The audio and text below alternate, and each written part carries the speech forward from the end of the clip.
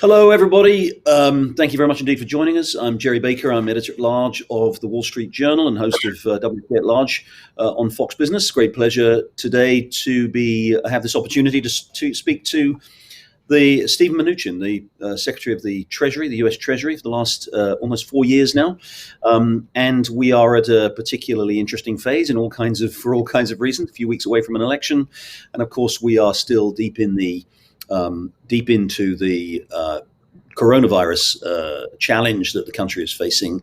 So thank you very much indeed, Mr. Secretary. Thanks for joining us. I've got a lot of questions for you. I want to talk generally about how you see the economic outlook and maybe some sort of view on policy more generally. But can I start off with obviously what is the continuing sort of hot topic for everybody on right now, which is the issue of negotiations over a further stimulus package.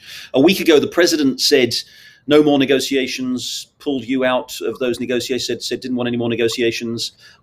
However, there do seem to be more discussions going on. Yesterday, many of us saw Nancy Pelosi, House Speaker, in something of a meltdown, I think it's fair to say, on TV when asked about where we were in the negotiations. Can you just give us an update and explain what is going on right now? Are you talking to the Democrats in the House? Are you talking to Republicans? Just give us a sense of where we are with these discussions. Well, Jerry, it's good to be back with you. It's been a long time since we were together in Davos in January.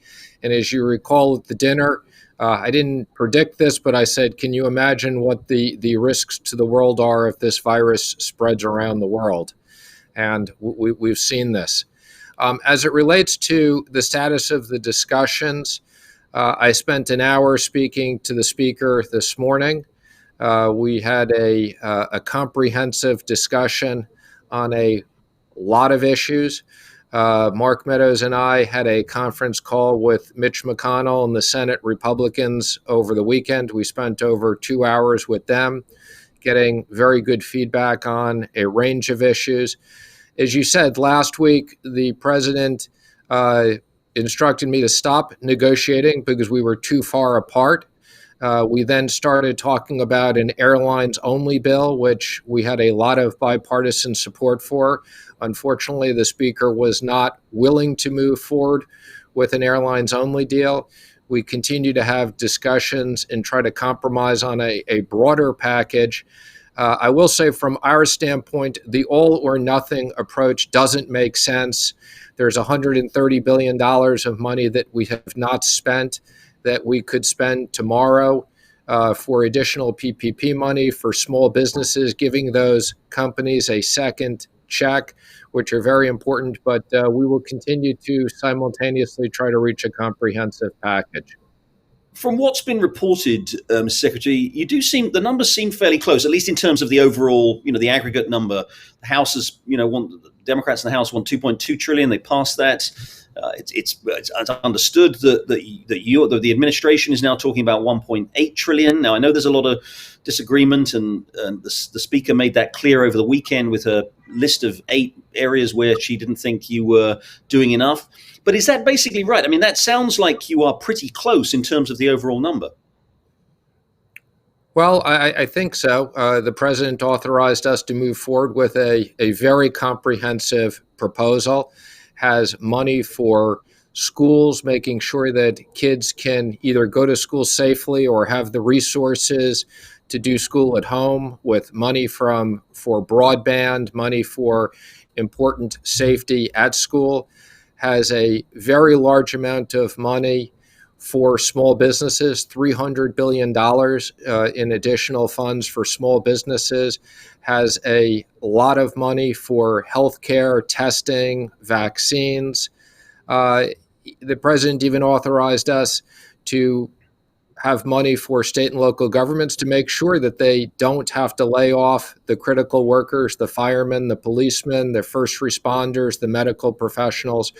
So the president is interested in seeing significant support for the U.S. economy, but for those areas that are hardest hit. And the good news is a large part of the U.S. economy has come back strong. People thought that we would hit double-digit unemployment. A lot of people expected 25% unemployment. We never got anywhere close to that. We're now back down to very, below 8% on unemployment, and we're making a lot of progress in rebuilding this economy. That state and local government support you mentioned does seem to be perhaps one of the key, if not the most important sticking point. Democrats want a big number there, 400 billion, maybe more. Certainly Republicans in Congress are very critical of that and say that represents a bailout essentially for Democratic states that have been fiscally profligate. Is there any chance that the president, that you and the administration will move much closer towards that number that the Democrats want? Well, we've compromised significantly, but let me just emphasize there are money issues. There's also policy issues. The bill that the House passed is close to 1,600 pages. The importance is in the details. We're going through language. One of the things that's very important to us is making sure that we have liability protection for small businesses and for schools as they reopen. There's lots of significant issues here, but the main point is the president wants to make sure that areas of the economy that have been hurt by COVID through no fault of their own, small businesses, restaurants, hotels, airline workers, these are areas of the economy that need support now, and that's what the president and I and Mark Meadows are focused on. But just to be clear, that means then it doesn't sound like you're willing to go much further on state and local government support, which is such a big issue for Democrats. I think we've made an extraordinary compromise on that. But let me just emphasize that that's just one area. And yes, we do want to make sure that we don't want to bail out pensions. We don't want to have bad practices. We've encouraged in certain places there may be the need for financial control boards, which would be set by the states. We want to make sure that the finances are proper and in order, but we also want to make sure that policemen, firemen, first responders don't get laid off. That would have a cost to the federal government in unemployment, but also a cost to the economy. So that's something we're very focused on. But again, there are some states that are spending more money. There's many states that their revenues are actually going to be up for the year. So we got to focus on the economy is reopening and is coming back strong in many, many areas. You said you spoke with Speaker Pelosi this morning for an hour. Did you get the impression that was there movement? Did she move closer? Did you get closer to a deal? I would say that we continue to have discussions. Again, there's a lot of details other than just the top line number that we're exchanging paper. We continue to make progress on certain issues. On certain issues, we continue to be far apart. We are less than 3 weeks from an election. There's a strong sense a lot of people have that perhaps on both sides, but certainly on the Democratic side, that the politics are taking over here. Perhaps they don't really want a deal. They don't want to do anything that could, in some way, the president could tout as a triumph with just 2 or 3 weeks to go for the election. They're happy to wait. They think they're going to win the election. They think they're going to take back the Senate, and they think they're going to be able to do much more for the economy in a few weeks' time. Why give the president something now? Do you think that's a reality? I think that definitely is part of the reality. That's definitely an issue. But the president is very focused on when he wins, we will need to do more. So that's part of the reason to continue to work on this. The clock will not stop. I'd say at this point, getting something done before the election and executing on that would be difficult, just given where we are in the level of details. But we're going to try to continue to work through these issues. And again, from our perspective, we could have immediate help to many important parts of the economy now. In terms of airlines, there was enormous bipartisan support to extend support to the airlines to make sure that they didn't have to lay off all those workers. Again, that through no fault of their own. We had a great airline industry, an efficient airline industry.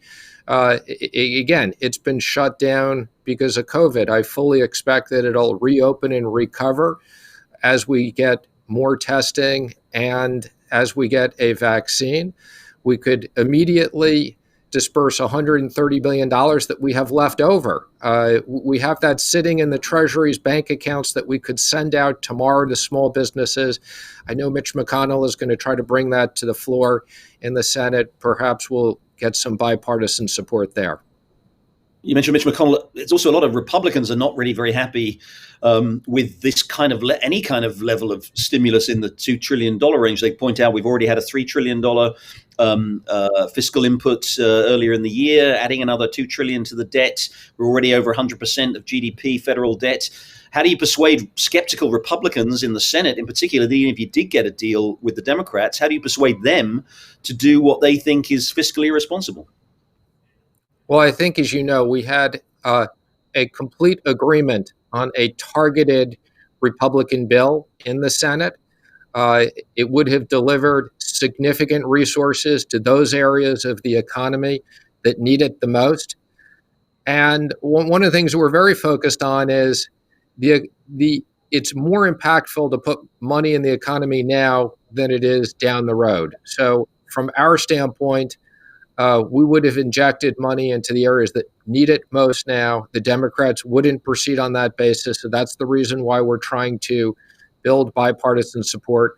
Or just say we're very proud that when COVID hit and we had to shut down the economy, we passed two significant bills, first in the Senate, 96-0 and 100-0, unprecedented. They were then passed in the House with unprecedented support.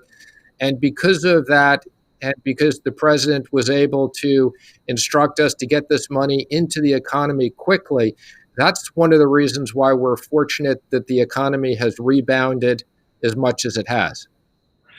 You're right, and the economy has rebounded sharply. I was talking to some Wall Street economists yesterday who also, we're going to get the GDP numbers obviously at the end of the month. That's going to be a huge number for the third quarter, as we know, because of the bounce back from the second quarter. But the early evidence, it seems, in the current quarter, the data that we've seen, credit card data, mobile phone data, does seem to suggest that the economy is actually holding up pretty well. Right up till now. And in fact, this V-shaped recovery that you've talked about, while there's some question marks about unemployment and some of the other data, does seem to be doing pretty well. So, how do you see it? I mean, you're very close to this. You get a good sense of what's going on. How do you see this economic recovery continuing?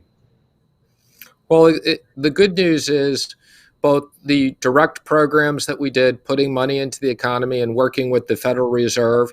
We stood up over 13 Federal Reserve facilities.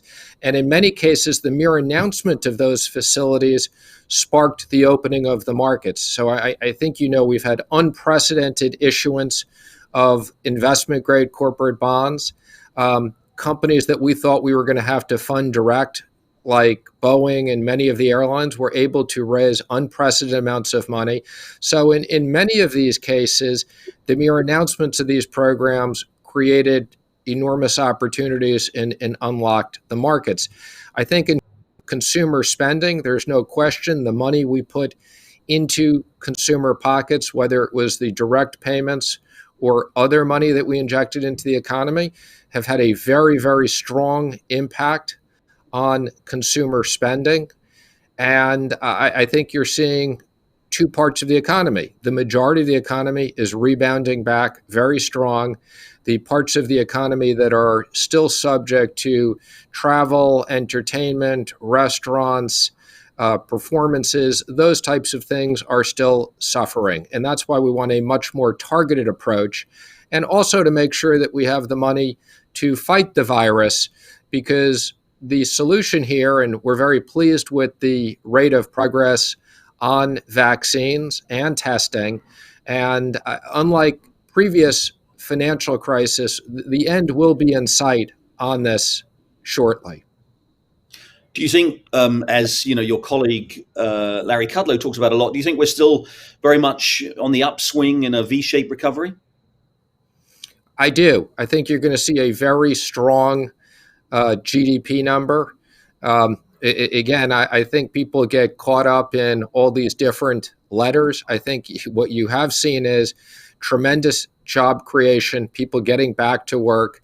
But our work is not done. The president wants to make sure that we get every single person back to work that lost their job because of COVID, and that's what we are focused on doing.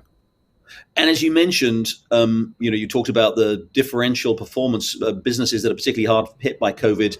Also, huge number of small businesses have been hit really hard, and I know you've talked about support for those. And again, we don't get into these letters, K-shaped recovery, whatever. But is that something that's going to need to be addressed? That one of the challenges is that big companies, especially tech, especially retail, major companies generally have actually done pretty well in the last 6 months. Small businesses have really suffered hard and are getting hit even harder. And if we go into whatever we may have this winter, could suffer more. Do you worry about that, about the long-term impact on the differential impact on big versus small businesses? I do worry about that. And as you said, some of these companies are having record years. There's certain parts of the economy that literally businesses are doing much better than they've ever done before. There are other areas, and small businesses make up close to 50% of the private workforce. That's why we want to inject $300 billion to help them, because many of these businesses, if we don't get money to them soon, won't be here when the economy recovers next week. And that's why really our approach is, let's not wait for the big bang and everything being perfect. Let's get money into the economy now where we have bipartisan support to help these. And I don't agree with the speaker's approach of we have to do all or nothing. We're continuing to negotiate a comprehensive bill, but we want to put money into the economy now, and we have a lot of money that is authorized that we can't use from the last CARES Act. So we have probably over $300 billion that we could repurpose tomorrow with approval from Congress. Let's talk, if we may, just briefly about the international picture. IMF meetings obviously been going on. The Trump administration has taken a very tough line with China, obviously on trade. That's obviously taken something of a backseat with COVID in the news so much for the line, dominating policy for the last 9 months. But of course, there's a lot of people in the Republican Party, a lot of people in the administration who actually feel that COVID itself is a further indication of how, if you like, how unfair China is, and how China needs to be, the China challenge needs to be addressed, because after all, it was where the virus started, and there are those who argue it didn't do enough to spread it. Do you think that once we're through this, do you think we're going to see, is this administration, Trump, if the president is reelected next month, are we going to see an even tougher line with China on some of these issues? Well, I think, President Trump is the first president that has really confronted these economic issues with China. So previous administrations, both Republicans and Democrats, have tried to open up to China and thought the more that we opened up to them, the bigger the opportunities would be for U.S. companies. I think this turned out to be our markets were open to them and their markets were not open to us. We've made extraordinary progress this year in rebalancing the trading relationship. You've seen this in the trade numbers with China. Ambassador Lighthizer has done really an extraordinary job negotiating the Phase 1 trade deal and also enforcing the Phase 1 trade deal. So we've made enormous progress on that. In the president's second term, he will continue with that. I think, we still have significant tariffs on China to encourage them to open up more. And as it relates to other international organizations, we are the president of the G7 this year. I had yesterday a lengthy video call with all my G7 counterparts as well as central bankers. We addressed some very important economic issues. This morning, I was on the G20 finance ministers video call. So COVID has impacted not just the United States, the rest of the world. And I do think China needs to be much more transparent about how did COVID start, how did it get around the rest of the world, and why they shut down travel inside of China and didn't shut it down outside. This has had a terrible impact on not just the United States, but many countries around the world. And I think people want more transparency and answers. Is China going to have to pay for those failures? Well, we'll have to figure that out. But for now, the first step is information. You've been seen as someone, though, who's been within the administration while obviously negotiating with China, as someone who's perhaps maybe a little concerned about some of the fallout from an economic situation, an international situation where there isn't good, strong, positive relations between the two largest economies in the world. Do you worry that what's happened this year is going to lead to further deterioration in the relationship between the US and China? Well, I've always thought that a balanced economic relationship with China is in our interest and is in their interest longer term. And we have fought hard to rebalance the economic relationship. If we can get that right, China has a large growing middle class, over 300 million people. If U.S. companies and U.S. workers can compete for that business, it's one of the largest opportunities. If we can't compete for that business fairly, then they should not have free access to the U.S. system. This needs to be a fair, reciprocal trading relationship. And that's been the president's approach to trade overall, which I think we've made enormous progress.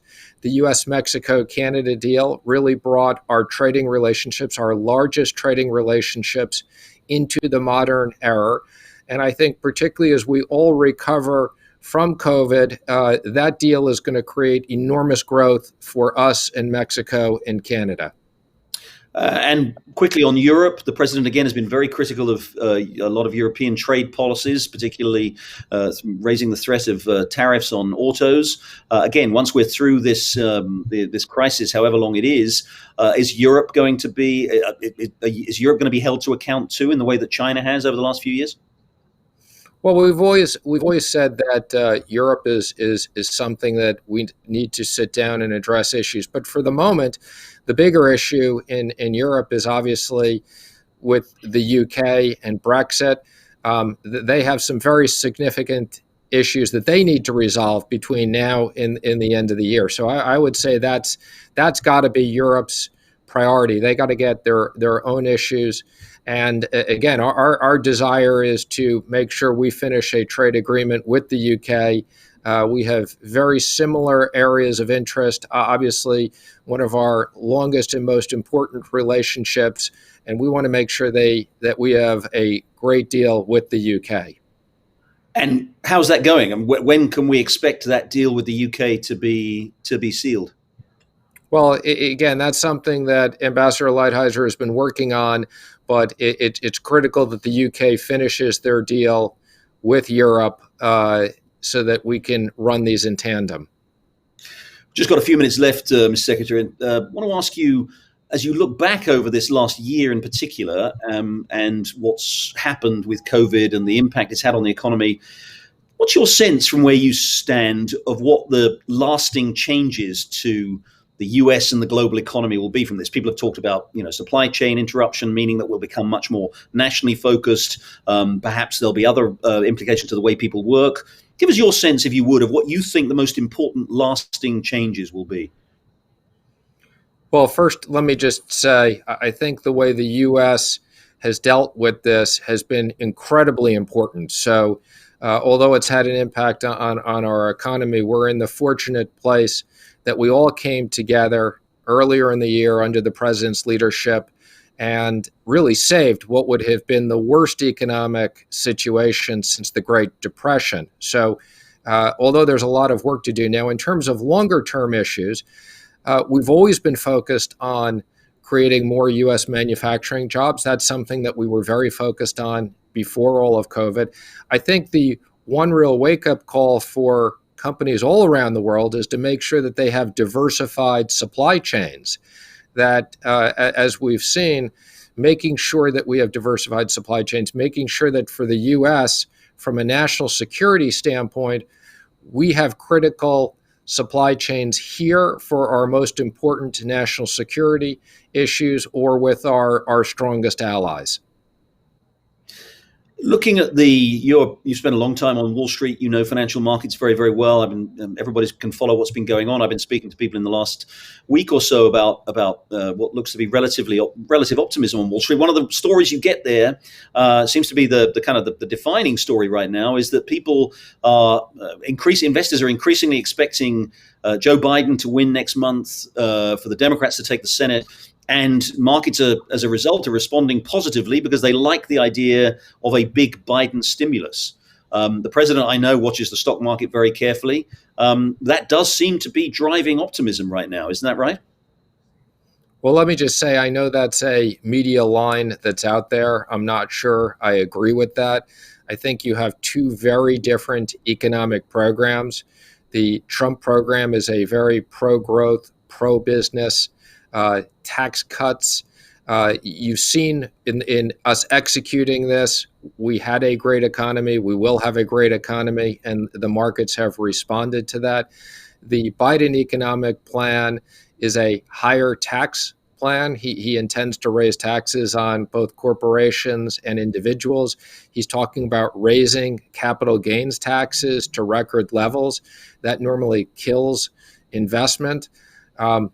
I think that, again, the concept that fiscal spending is going to compensate for the differences in the business environment and the economic environment, I don't support that, and I think people are overestimating that. Now, having said that, again, I don't know where the market will be in any given day, but the market has reacted very well to the Trump economic recovery.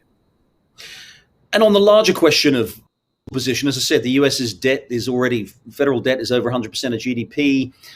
Interest rates are still very low, benign. There's no indication of inflation. The Federal Reserve has indicated that it's going to be very accommodating. People used to worry about deficits and worry about how much money the government could borrow and the impact that could have on inflation or crowding out investment. We do seem to be in a situation now, at least if you look at the markets and you look at most economists, where they seem to think, it doesn't matter anymore. The government can borrow as much as it wants. We have this old MMT theory that the government can just keep borrowing as long as inflation isn't rising. Do you think that deficits matter? Do you think the government can just, frankly, these days, borrow as much as it wants? I do think deficits do matter in the long run, absolutely, and the U.S. debt is something we're going to have to deal with over the next 10 years. I think the good news is, as the reserve currency, we do have flexibility. So when you're in a war, and we're in a war against COVID, you spend what it takes to get rid of it, and that's what we've done. And we're spending what it takes to make sure that the parts of our economy need help get that help.